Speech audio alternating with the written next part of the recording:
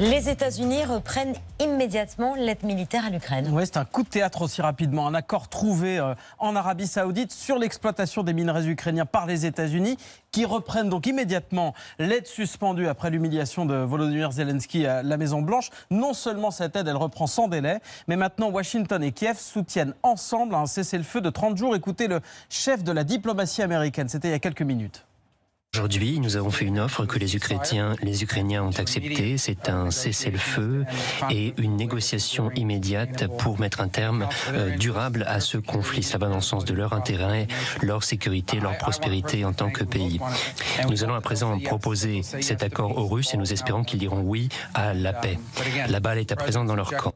Pression maximale sur Moscou qui a été visée ce matin par la plus grande attaque ukrainienne de drones depuis le début de la guerre. La Russie dit en avoir détruit 343, dont plus de 90 qui visaient la région de Moscou. 3 morts selon les autorités russes. Et je vous cite à l'instant le président Emmanuel Macron qui lui recevait les chefs d'état-major de pays alliés. Face à l'accélération, dit-il, des négociations de paix, il appelle les armées d'une trentaine de pays à passer à la planification des garanties de sécurité. Autrement dit, ça concerne l'envoi de troupes en Ukraine une fois la paix revenue. Patrick Cohen. C'est un tournant dans le conflit. Ça renverse le narratif entendu depuis 10 jours qui dit la Russie veut la paix, l'Ukraine veut la guerre avec les Européens. Là, il y a une entente, un accord en bonne et due forme public entre les Américains et les Ukrainiens qui met la pression, ça vient d'être dit, sur les Russes qui devront donner leur réponse demain, qui dans un premier temps, Russes qui avaient refusé cette proposition de trêve, ça avait d'abord été formulé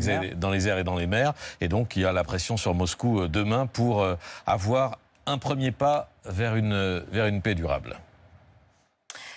La crainte d'une pollution après la dramatique collision en mer du Nord. Oui, les 2 navires qui sont toujours en train de brûler. L'incendie fait rage depuis plus de 24 heures maintenant, après cette collision dramatique entre un cargo et un pétrolier au large du nord de l'Angleterre. Le pétrolier a maintenant, vous allez voir, un trou béant dans la coque. Il a été percuté par le cargo qui est à la dérive. Un membre d'équipage est porté disparu, présumé mort. Le premier message radio d'appel à l'aide immédiatement après l'impact a été diffusé par les télés anglaises. Écoutez ce que les navires dans la zone ont pu entendre. So Long has collided with tanker Stena Immaculate. Vessel Stena Immaculate is carrying Jet A1 fuel, which is on fire and in the water. Both vessels are abandoning. Vessels who have firefighting equipment or who can assist with search and rescue, contact Humber Coast Guard on Channel 16. La crainte, au-delà du drame humain, c'est celle d'une pollution majeure. L'entreprise du cargo assure que les cuves du navire étaient vides de cyanure de sodium. C'est un produit hautement toxique quand il se mélange à l'eau. Elles étaient donc vides. Le pétrolier, lui, était plein d'hydrocarbures. 200 000 barils de kérosène, ça fait quasiment 320 millions de litres. Mais le risque de marée noire est faible parce que le kérosène n'est pas du pétrole. Il s'évapore rapidement. Je précise enfin que l'enquête commence seulement pour comprendre les causes du drame. Un homme de 59 ans a été arrêté pour homicide involontaire par négligence grave, dit le Royaume-Uni. Pas d'indication sur son identité, mais c'est bien le cargo qui a harponné le pétrolier. En France, la météo tourne à l'orage. Température en baisse et pluie pour tout le monde ces prochains jours. Tout le monde y aura droit, avec déjà des orages de grêle massifs dans certaines régions, comme ici dans le Gers ou dans le Cantal. Les vignes d'Armagnac ont souffert, pas seulement d'ailleurs des taxes américaines ou chinoises. Là, il y a 300 hectares de vignobles qui ont été touchés. Il y avait 4-5 cm de glace. C'était comme un tourbillon. Pour moi, j'apparente ça à une mini-tornade. Une mini-tornade de glace. Vous voyez, c'est noir. Ça, c'est fini. Et on recommence malheureusement comme ça 2025 avec déjà des pertes. C'est dur parce que on travaille toute l'année pour avoir une bonne récolte. Et voilà, en un quart d'heure, une grosse partie a été détruite. Voilà, le temps à l'orage et les chaleurs de l'été dernier qui ont été meurtrières. 3700 décès attribués aux chaleurs, pas seulement aux canicules. Ce que précise Santé publique France, l'été 2024 a été plutôt humide, moins meurtrier que les précédents, puisqu'il y avait eu 5000 décès en 2023 et plus de 10 000 en 2022. Le secteur des transports qui tente justement de se verdir. Oui, l'aérien est mis à contribution avec la taxe sur les billets d'avion. La loi climat interdit depuis 2023 les vols d'1 heure en cas de trajet possible en moins de 2h30 en train. Faut-il aller plus loin? Un exemple, le projet de ligne aérienne Nîmes-Nice, 4 heures en train, 1 heure en avion, absurde selon certains. Je suis tout à fait contre. Voilà. Pourquoi ? Parce que c'est trop court, on peut trouver d'autres moyens. On peut le faire en car ou en train. Voilà. Puis c'est sûr. Ou en voiture. Ou en voiture. C'est peut-être pas indispensable, à mon avis, par rapport aux autoroutes en place, la durée de trajet. Ce projet vient d'être abandonné par la compagnie Odyssée, information de Midi Libre. Surtout que selon le calculateur de l'ADEME, l'agence de transition écologique, un vol entre Nîmes et Nice, c'est 60 kg de CO2, 6 à 60 fois plus que le train. Le ferroviaire plus vert se développe. Trenitalia d'ailleurs annonce aujourd'hui l'ouverture de sa ligne Paris-Marseille. Ça sera fin juin avec des billets à partir de 27 €. Et puis la SNCF communique sur un meilleur confort. Vous allez voir l'intérieur du nouveau TGV qui entre en service. Voilà, c'est ça, au début de l'année prochaine. C'est la première classe là qui est en rouge, la seconde classe en bleu avec un tissu en tricot réputé plus facile à laver. C'est ce que dit la SNCF. Les sièges sont plus fins. Il lave jamais. Alors. Les sièges sont plus fins, ce qui permet là encore, d'après la SNCF, d'avoir plus de sièges dans les rames sans perdre en confort. Il y aura aussi plus de place pour des bagages et surtout un nouveau wagon-bar à étage. Ça, c'est la nouveauté avec des distributeurs, des machines à café, des frigos connectés en libre service. Pour la première fois, on a un bar qui va être sur les 2 étages, alors qu'on n'avait jamais vu ça. Vous avez 28 places pour pouvoir tout simplement déjeuner ou dîner. Et il y a du libre service alors, c'est ça ? Il y a du libre service en bas. Et pendant que le train se dote de wagons-bars à étage, l'aérien réfléchit, vous voyez, à se créer une classe éco à étage. Pour plus nous entasser, disent les détracteurs, qui appellent même les places en dessous les zones à paix. Bah oui, parce que la personne en bas se retrouve à hauteur des fesses de la personne devant. Airbus a été beaucoup cité. C'est comme si c'était vous qui mettiez en avant ces classes éco-étages. Et vous vouliez, je crois, clarifier ce soir. C'est un projet d'une start-up madrilène qui s'appelle Chaise Lounge. Ça n'est pas envisageable par Airbus. Je vous remercie de clarifier. L'opportunité de clarifier. Non, ça ne fait pas du tout partie de nos projets. Et nous, on est plutôt à faire le confort, le meilleur confort possible pour nos passagers.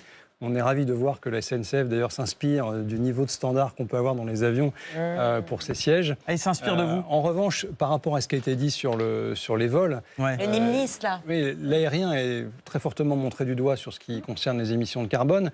Et il y a énormément d'incompréhension de ce sujet-là.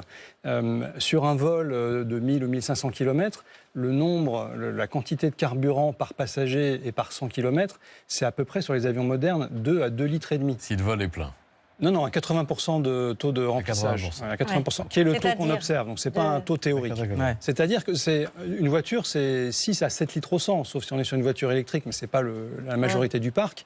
Donc, en fait, il faut être 2 ou 3 personnes à bord d'une voiture pour émettre la même quantité de CO2 qu'un avion rempli à 80%. Donc les gens ont une très très mauvaise représentation à force de pointer du doigt l'aérien. Et je me suis amusé pendant l'été 2019 à poser la question aux gens dans la rue, mes amis, tous les gens que je voyais. À votre avis, c'est combien de litres au 100 par passager quand on vole en avion ? Les chiffres étaient complètement déraisonnables. C'était 10, 20, 50, 100 litres au 100. Ce n'est pas du tout le cas. À même distance en voiture ou en avion, on a souvent mieux fait de prendre l'avion, sauf si la voiture elle est pleine de passagers. Bon. Mais le train reste imbattable. Le train est imbattable quand le train est motorisé avec de l'électricité décarbonée.